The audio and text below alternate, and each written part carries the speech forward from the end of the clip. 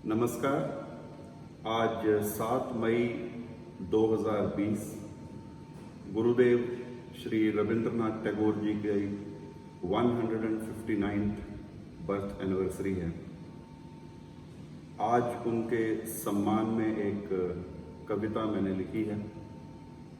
वैसे तो गुरुदेव एक महान कवि, एक लेखक, आर्टिस्ट, पेंटर, साहित्यकार और न जाने क्या क्या और कौन कौन सी प्रतिभाएं उनमें थीं।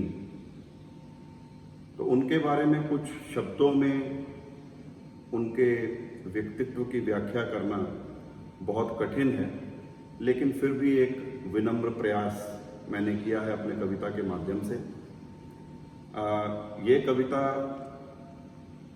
मेरी तरफ से उनको ट्रिब्यूट है और इंडियन एक्सपेट्रिएट एसोसिएशन मिडान IEAM की तरफ से मैं अपनी ये कविता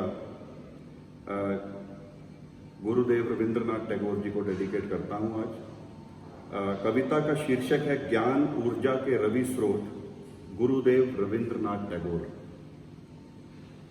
कविता कहती है कि सदियां बीती घड़ियां बीती, सदियां बीती घड़ियां बीती, बीत गए कई दौर।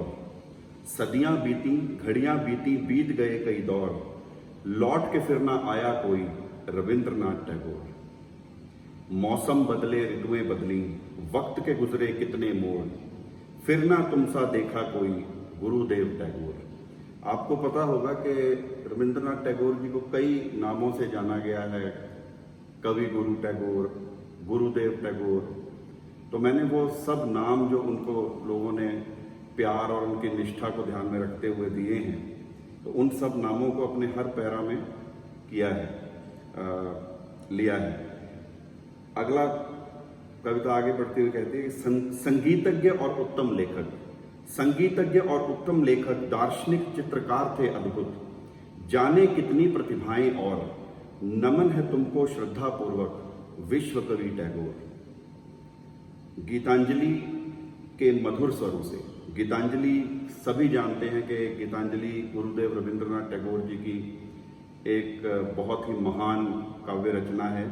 गीतांजलि के मधुर स्वरों से आज भी विश्व आनंदित है।